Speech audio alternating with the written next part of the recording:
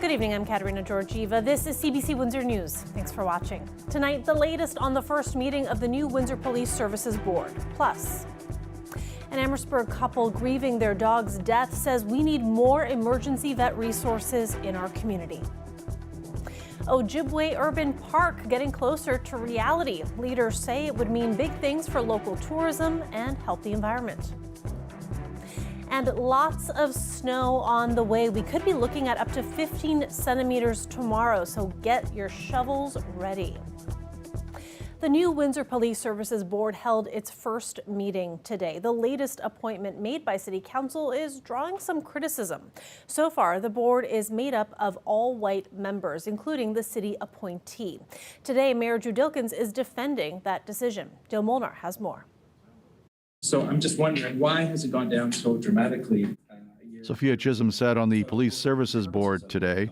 While people in the community are criticizing the city for choosing her when people of color applied, the mayor is defending the decision. There were 48 applicants, and we chose someone who had served half a term, who is extremely competent in her own right. She served half a term on this board, filling in on a midterm assignment. Feel very comfortable with her. I saw her in action as chair of the board for the 2 years that she served in the past.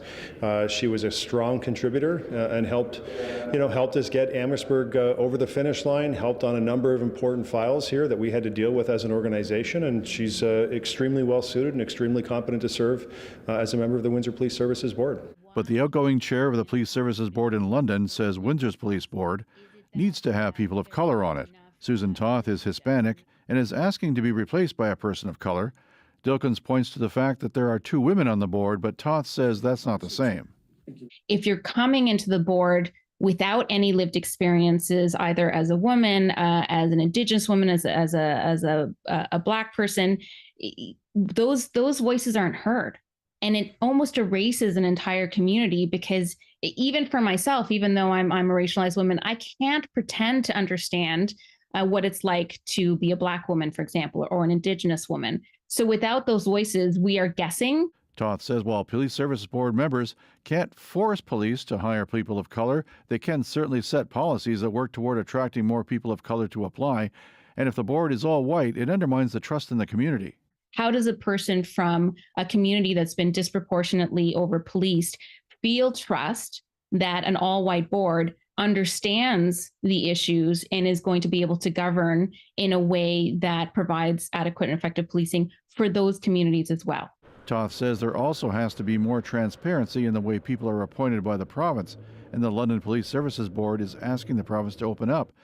Meanwhile, the mayor, who sits as chair, says he supports diversity on city committees. There were a number of appointments across the corporation, and you see members of diverse backgrounds appointed to those committees. So City Council considered all applicants. Of course, we want competent people. There is still a chance a person of color could be named to the Windsor Police Services Board. The province still has to make an appointment. Dale Molnar, CBC News, Windsor. After a stressful experience, one couple in Windsor, Essex is calling for more emergency vet services that care for animals after hours. Right now, there's only one option in the region, and it's stretched for resources. CBC's Jennifer Lagrassa reports. There's too many pets falling through the cracks. Jeff and Donna Hibbert waited 8 hours at Walker Road Animal Hospital while their 11-year-old dog Chloe vomited blood. The Hibberts say they were told it would be a 2-hour wait, and with each passing hour, the receptionist said they were next. You know, everybody talks about how waiting rooms at the hospital are bad. We had no idea it was just as bad or worse for animals when they have to go to emergency hospitals. Chloe was very dehydrated and diagnosed with a severe form of diabetes and a urinary tract infection. Days later, she died at the hospital. Yeah, we've had animals all of our life, and like multiple animals, and I have never, ever had an experience like that. Yeah. Walker Road Animal Hospital is the only veterinary hospital in the region that offers care after hours and all day on the weekends. So it's there for emergencies. People often travel far to get care and then wait hours. In an email, Vet Strategy, the company that oversees the hospital, said it doesn't comment on cases, but that it aims to make sure its core principles are met when caring for patients. It also said the industry is strained from a global shortage of trained veterinary professionals and a significant increase in pet ownership during the pandemic. One local vet who sends clients in an emergency to the Walker Road Hospital says they do good work. He says veterinarians are struggling. It's hard to get good help. We are shutting down about an hour or 2 hours before we used to do. So it does add stress on Walker Road Animal Hospital. I can imagine, all the clinics from not only Windsor, Essex, but also from Chatham County area too, they all come there. And then that becomes a big stress. Jamu is considering extending his hours in the spring to relieve the strain on Walker Road Animal Hospital. Windsor, Essex isn't the only area dealing with this problem. The College of Veterinarians of Ontario says of the 2,300 accredited vets, fewer than 30 offer emergency services for small animals. It says the industry is in crisis amid a huge need and a labor shortage. In an email, the Ontario Veterinary Medical Association's CEO, John Stevens, says they're supporting telemedicine and in the long term looking to increase domestic training capacity, recruit and license more vets trained outside of the province. As for the Hibberts grieving their beloved Chloe, they want to see more emergency services open up soon so others don't have to experience what they did. Jennifer LaGrassa, CBC News, Windsor. We don't need to wait around anymore. We want to see this passed, implemented, and action that's going to get developed. The push to make Ojibwe Provincial Nature Reserve a national urban park is set to go before a final vote in February. A private member's bill from the NDP has support from every party but the Liberals. The bill has support from local advocacy organizations as well. Advocates say it will help save an environment in danger of slipping away. Its tallgrass prairie is the most endangered ecosystem in Canada, with more rare species than anywhere in Ontario. Tallgrass is also the most resilient to a warming climate and extreme weather. The establishment of a new Ojibwe National Urban Park is a great example of what can be done to protect near-urban nature at the front lines of the extinction crisis. A spokesperson for the Minister of Environment says they're continuing with a pre-feasibility assessment for a national urban park, adding that its process is separate from Massey's private member's bill for the park. That final vote for the bill will be February 8th. The Liberal cabinet is at a retreat in Hamilton this week. The economy is the #1 topic. Prime Minister Justin Trudeau and his ministers were briefed by experts today, and as CBC's David Cochran tells us, they're bracing for a bumpy year. Cabinet ministers arrive for a briefing on the state of the economy, knowing full well they've got a tough year ahead. 23 is a turbulent year. There's lots of uncertainty. So we're going to be watching this every step of the way as we get ready for Budget 23. Budget 23 will need to deliver billions for a growing list of needs. New health funding for a system in crisis and in need of reform. Meaningful progress on pharmacare to satisfy the political deal with the NDP. And a clear response to massive clean tech tax incentives in the United States to keep Canada competitive. If you go too far, too fast, the Bank of Canada is going to simply ratchet things up and make the interest rate environment more challenging. So I think that's something we ought to keep in mind for policy in 2023 when it looks at government spending and revenue. These experts briefed the cabinet on the balancing act that's facing them, meeting that list of growing needs while warnings of a recession grow louder. We can expect the economy to slow significantly. We can expect that the unemployment rate will rise, both here in Canada and in other jurisdictions like the US, Europe, the UK. Whether or not we'll have a hard landing is something that no one really knows. It's a grim forecast for the year ahead for a government determined to avoid that hard landing of deep job losses and a possible recession. There is still a lot of uncertainty in the world economy. And that means that we do need to continue to take a fiscally prudent approach. Underscoring the challenges the government faces is the possibility of another rate hike from the Bank of Canada. The bank will reveal its latest decision tomorrow, with many experts predicting at least one more hike of a quarter point. David Cochrane, CBC News, Hamilton. Conservative leader Pierre Poilievre has announced plans for cross-Canada consultations with First Nations. He says he wants to see First Nations get more of the money from resource projects on their territories. Poilievre says too much of the revenue is taken by so-called middle people and the federal government. First Nations should have the right to bring home more of the benefits of their resources to their people. And so today, I'm kicking off consultations with First Nations and industry on an optional new model for First Nations that they could opt into, giving them more direct fiscal revenues from resource projects on their lands. We showed you the local celebrations last night. Now we want to show you how the Year of the Rabbit is being celebrated across China. Some zoos are featuring the real star attraction in the fluff. Dozens of bunnies dressed in festive costumes are hopping into the hearts of visitors. People are encouraged to interact, feed, and play with them. And one wildlife park has more than 300 different species, along with rabbit statues and workshops about zodiac culture. The Year of the Rabbit started Saturday and is part of the 12-year cycle of animals that appear in the Chinese zodiac. A live look outside there for you. That special weather statement from yesterday, it's been upgraded to a snowfall warning. So we are expecting up to 15 centimeters tomorrow. Colette Kennedy is going to talk us through it right after the break. Stay with us.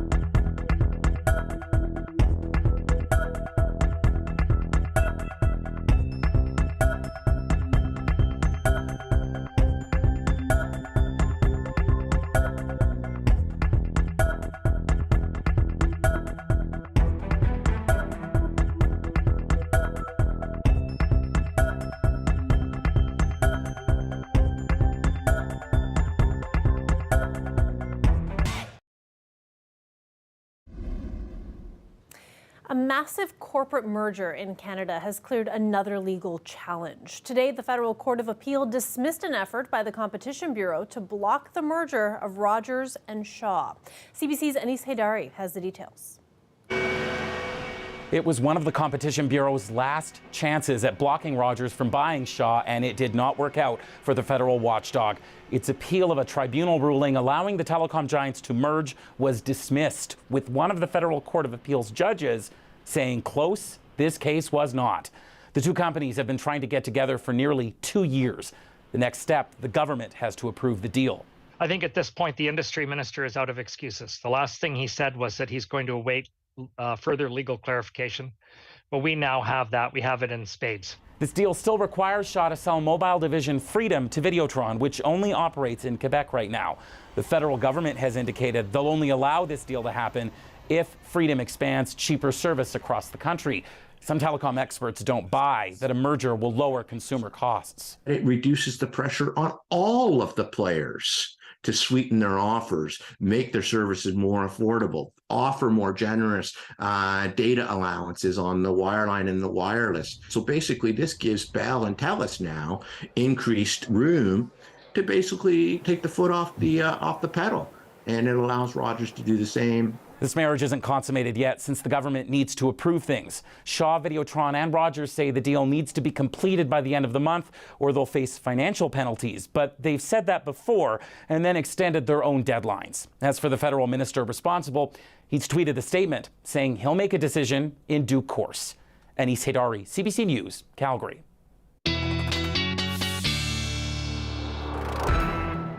Colette Kennedy is with us now for a look at weather. Colette, beautiful day today, lots of sunshine, vitamin D, and now we're gearing up for lots of snow tomorrow. Yeah, it's going to be such a change from today, but so nice to have that glorious sunshine for a change, right? It seems like there's been so little.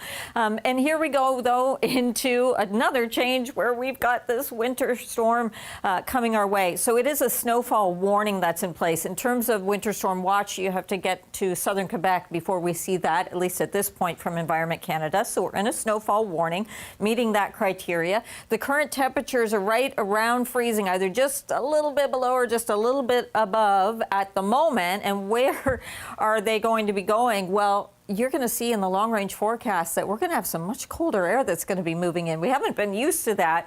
Look at the winds and where they'll be going, coming out of the east and also getting quite strong as we go through the later morning tomorrow and towards the early afternoon. After that, they will back off, but gusts of 50 to 60 kilometers an hour. This is our storm system, our Texas low that's going to be traveling in our direction. So it has to go from there to here, and it's going to be doing that through the overnight hours. So this is some lake effect, not associated with it, that you're seeing off towards the northeast. Let's put this in motion and give you the timeline. So starting off as some light flurries, kind of scattered, or a bit of a dusting, that's for the morning commute. But pretty rapidly, we're going to find once we get close to the lunch hour and certainly beyond that it is going to amplify, and at times those snowfall rates could be quite significant per hour and make it difficult to kind of for the plows to keep up with, but certainly also with the wind blowing it around, really reducing visibility. And then by the time we get towards midnight, it's mostly scattered flurries, and on the backside, that's what we'll be experiencing. For the Windsor area, it looks like 10 to 15 centimeters in kind of that range, but there'll be some areas not too far off to the east where some of the enhancement off the lake is going to push that total quite a bit higher, more towards the 20 to 25 centimeters, or a few areas even more than that. It'll be a little tricky here in terms of the amounts. If that temperature just rises a little bit or the system scoots just a little further north, then you know what happens. It's like some of the other systems this year where it becomes more of a messy mix. But I am at this time going with that 10 to 15 and looking like much of southwestern Ontario, it'll be closer to that 15. So a look at your Wednesday temperature-wise. This is going to be crucial, whether we get just above freezing or it stays at zero. And then even into Thursday, a few lingering flurries possible behind that. You're probably going to notice that a lot of clouds hang in there too. And so that's why I really hope you did benefit from the sunshine today. I'm kind of being hopeful, by the way, putting those sunny breaks in on Saturday. I like the hopefulness. I appreciate that. Can't help it. Thanks for that, Colette. You're welcome. When we come back, Oscar nominations are in. We'll have more on that after the break.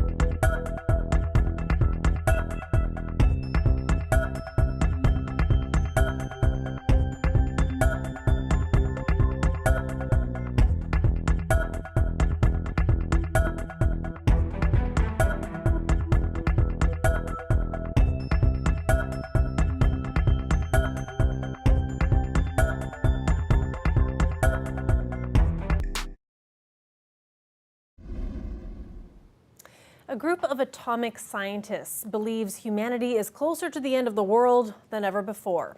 Today, the scientists unveiled where they've set the doomsday clock this year. It is now 90 seconds to midnight. The doomsday clock has been around since 1947 and is meant to be a visual sign of how close the world is to global catastrophe. The scientists say setting the clock at the closest time to midnight ever was done largely because of the nuclear threat from the war in Ukraine. Ticketmaster is in the hot seat today in Washington. A U.S. Senate committee is grilling the ticket giant after a major fiasco involving Taylor Swift concert tickets last fall. It's investigating whether the company holds too much power over sales in the entertainment market. CBC's Cameron McIntosh has the details. Unable to just shake it off, the anger over Ticketmaster's botched sale for Taylor Swift's next tour just say no to Ticketmaster had Swifties and other music fans long frustrated with the ticket seller outside the U.S. Capitol. I paid more for fees than I did for a single ticket. So I was like, no, something's wrong. Something has to change.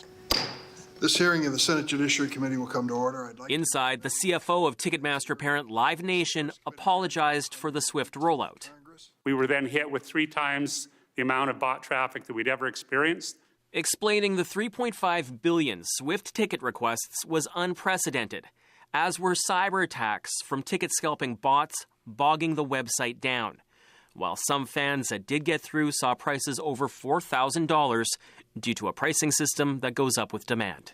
This is what led to a terrible consumer experience, which we deeply regret. We apologize to the fans. While Swift is the catalyst, at the heart of the hearings is whether Ticketmaster and its estimated 70% market share is just too big and its fees justified, particularly when its parent also owns venues and produces tours, which critics say further consolidates control. The competitors that are out there aren't able to even compete when it comes to the ticketing. Among those testifying, artists who say they've lost control. We have absolutely zero say or visibility in how much these fees will be. We find out the same way as everyone else by logging on to Ticketmaster. Ticketmaster, meanwhile, is calling on the federal government to help it combat electronic ticket scalping, all while it's the subject of a Department of Justice antitrust investigation looking into whether the ticket seller is abusing its market position. Cameron McIntosh, CBC News, Washington. The Oscar nominations are out, and some Canadians made the list of notables for the big prize. Domi Shi got the nod for Best Animated Feature for Turning Red, with 2 nominations going to the work of another Canadian woman. We know that we've not imagined these attacks. We know that we are bruised and terrified. That's Women Talking, directed by Canadian Sarah Polley, critically acclaimed and now Oscar nominated for Best Picture and Best Adapted Screenplay. She joins other box office behemoths for the biggest nominations of awards season, including Avatar: The Way of the Water by Canadian James Cameron, Banshees of Inisherin, and Everything Everywhere All at Once, which picked up the most of all with 11 nominations. Let's take a closer look at Women Talking. That film was voted the People's Choice at the Windsor International Film Festival. Women Talking centers on a group of Mennonite women responding to a pattern of sexual assaults by the men in their remote religious colony. There's a Windsor connection here as well. The first assistant director is Daniel Murphy, who lives in the city. And an international film that's been making big noise has picked up an Oscar nomination for Best Original Song. The epic RRR is the first all-Indian film to be nominated in the category. The song, Natu Natu, is up against 4 other movie tunes and has already won a Golden Globe. And as CBC movie critic Eli Glasner tells us, it's not the only thing about RRR that's breaking new ground. Watching RRR is not your normal night at the movies. At this LA screening, the audience stormed the stage. We just saw everyone starting to rush up, and we're like, we have to do it. It caught on. It was infectious. This is the power of RRR, a movie smashing records and winning over audiences worldwide. It was fascinating to see the audience love a movie in the way the Indians love it, and not just love it passively.